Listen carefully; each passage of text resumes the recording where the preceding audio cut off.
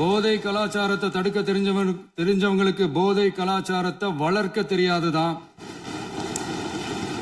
நம்ம குடும்பத்தில் இருக்கிற பாட்டி, அம்மா, அக்கா, தங்கச்சி, குழந்தைங்களை, பெண்களை மதிக்க தெரிஞ்சவங்களுக்கு ஓசி பஸ்,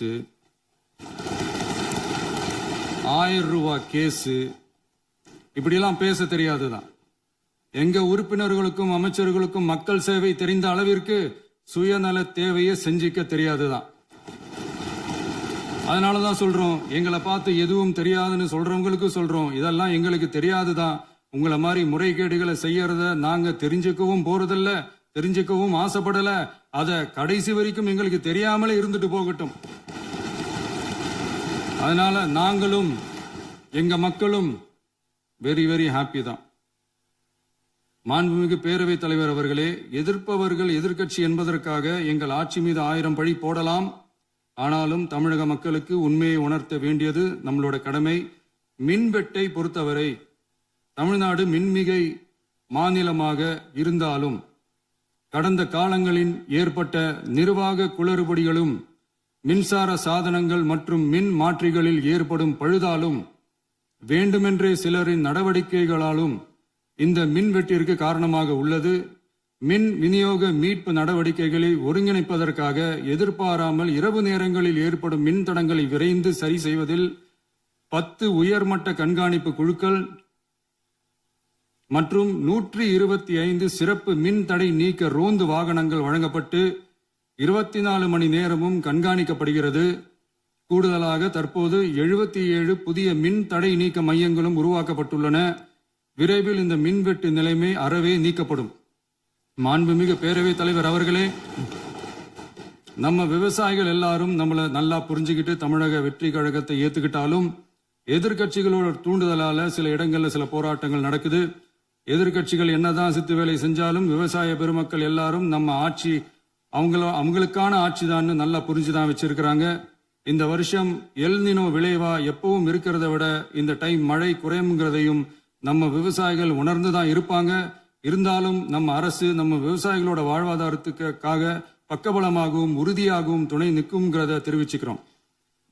நம்ம தமிழகத்தில் ஏற்கனவே நடந்த அதி அற்புதமான சூப்பரான நிர்வாக திறன் கொண்ட 50 வருஷ அரசியல் அனுபவம் கொண்ட 2.0, 3.0, 4.0 பல 0.0 மாடல் ஆட்சி நடத்த கனவு கண்டவங்களோட அட்டகாசமான ஆட்சிக்காரங்க பல்வேறு விதமான நிதி நெருக்கடியை நம்ம மக்களுக்கும் நமக்கும் பரிசா கொடுத்துட்டு போய் இருந்தாலும் கூட்டுறவு வங்கிகளின் மூலம் 75,000 வரை பயிர்கடன் பெற்று குறு சிறு இதர பெரு விவசாயிகளுக்கு 100% முழுமையான பயிர்கடன் தள்ளுபடியும் 75,000க்கு மேல் கடன் பெற்றவர்களுக்கு குறைந்தபட்சமாக 35,000 பண பயன் கிடைக்கும் அளவிற்கு மொத்தம் 14,43,504 விவசாயிகளுக்கு ரூபாய் 5,932.23 கோடி பயிர்கடன் தள்ளுபடி வழங்கப்பட்டுள்ளது.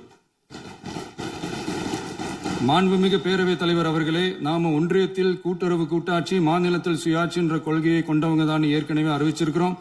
தற்போதைய ஒன்றிய அரசு சார்ந்த கட்சியுடன் அரசியலில் கொள்கை அளவில் நேர் எதிராக நிக்கிறவங்க தான் நாம. அதே சமயத்தில் எதுக்கெடுத்தாலும் கண்ணை மூடிக்கிட்டு ஒன்றிய அரசோட மோதல் போக்கை விரும்புறவங்க நாம இல்ல. நமக்கு எப்பவுமே தமிழகத்தின் வளர்ச்சி மட்டும்தான் முக்கியம். அதுக்காக நம்மளோட அரசியல் ரீதியான கொள்கைகளையோ மாநில உரிமைகளையோ கொஞ்சம் கூட விட்டு கொடுக்கவே மாட்டோம். அதுல ரொம்ப தெளிவாகவும் உறுதியாகவும் இருக்கிறோம். இனியும் இப்படித்தான் இருப்போம். அதுல ஒருபோதும் மாற்றமே இருக்காது. அதனால இதுல யாரு திசை திருப்ப வேலையில் ஈடுபட்டாலும் அவங்க எல்லாரும் மக்கள் மத்தியில் தோற்பது உறுதி.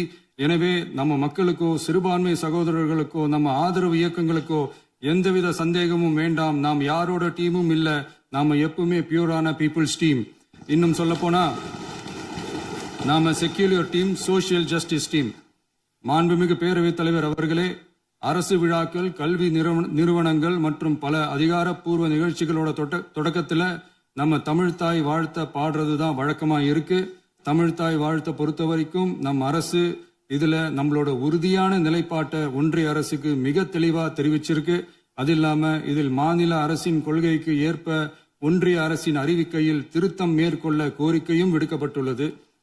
நீட் தேர்வை பொறுத்தவரை கிராமப்புற மற்றும் பொருளாதார ரீதியாக பின்தங்கிய மாணவர்களுக்கு சமமான வாய்ப்பை வழங்குவதில்லை. மருத்துவ கல்வியில் சமூக நீதி மற்றும் சம வாய்ப்பை நீட் பாதிக்கிறது என்பதை உணர்கிறோம். எனவே மருத்துவ படிப்புகளுக்கான சேர்க்கையை 12ஆம் வகுப்பு மதிப்பெண்களின் அடிப்படையில் நடத்த வேண்டும் என்று நமது அரசு வலியுறுத்தி வருகிறது. மத்திய அரசிடம் நீட்டிலிருந்து தமிழ்நாட்டிற்கு விலக்கு வழங்க வேண்டும் என்று கோரிக்கை விடுத்துள்ளது. மாண்புமிகு பேரவைத் தலைவர் அவர்களே, பேரறிஞர் அண்ணா அவர்கள் தலைமையிலான அரசு 1968 இருமொழி கொள்கையை நடைமுறைப்படுத்தியது. தமிழ் ஆட்சி மொழி, தமிழ் மொழியை பாதுகாப்பது, மாணவர்களுக்கு ஆங்கிலத்தின் மூலம் உலக அளவிலான வாய்ப்புகளை வழங்குவது, எந்த ஒரு மொழியையும் கட்டாயமாக திணிப்பதை தவிர்ப்பது மற்றும் எதிர்ப்பது, நிலத்தின் மொழி மற்றும் பண்பாட்டு அடையாளத்தை பேணுவது என்பதை நம் தமிழக வெற்றிக் கழக ஆட்சி ஏற்றுக்கொண்டுள்ளது. எனவே தமிழ்நாட்டில் தமிழ் ஆட்சி மொழி மற்றும் இருமொழி கொள்கை என்பதில் நமக்கு மாற்று கருத்தே இல்லை.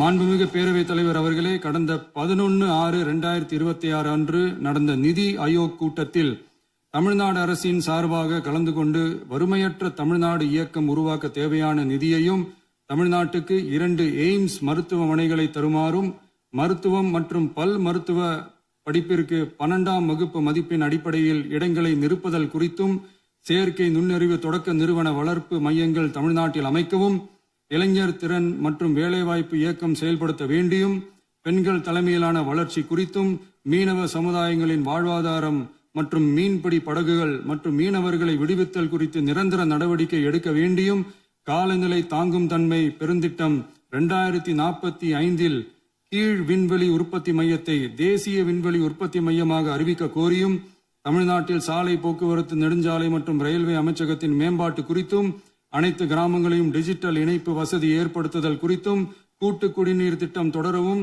அரசின் விழாக்களில் தமிழ்தாய் வாழ்த்துக்கான முதலிடத்திற்கான கோரிக்கையும், மேகதாது அணை கட்டுமான நிறுத்தத்தை உறுதிப்படுத்தவும், மாநிலத்தின் மீது மும்மொழி கொள்கையை வற்புறுத்தாமல் புதிய கல்விக் கொள்கையை திணிக்காமல் தமிழகத்திற்கான கல்வித் தொகை ரூபாய் 3284 கோடியை விடுவிக்க கோரியும், ஆண்டுதோறும் 5 லட்சம் இளைஞர்களுக்கு உதவித் தொகையுடன் கூடிய பணியினை தொழில்நுட்ப பயிற்சி வழங்க ஒத்துழைப்பு வழங்குமாறும், ஒகேனக்கல் 3ஆம் கட்ட கூட்டு குடிநீர் திட்டத்திற்கான நிதி ரூபாய் 2283.40 விடுவிக்கவும், வேலை வாய்ப்பு மற்றும் வாழ்வாதாரத்துக்கான உத்தரவாத திட்டத்தின் கீழ் வேலை வாய்ப்புகளை உருவாக்க உடனடி நடவடிக்கை மேற்கொள்ள வேண்டியும் மற்றும் திருக்குறளை தேசிய இலக்கியமாக அறிவிக்குமாறும் தமிழ்நாடு சார்பில் பேசியுள்ளோம் என்பதை தெரிவித்துக் கொள்கிறோம்.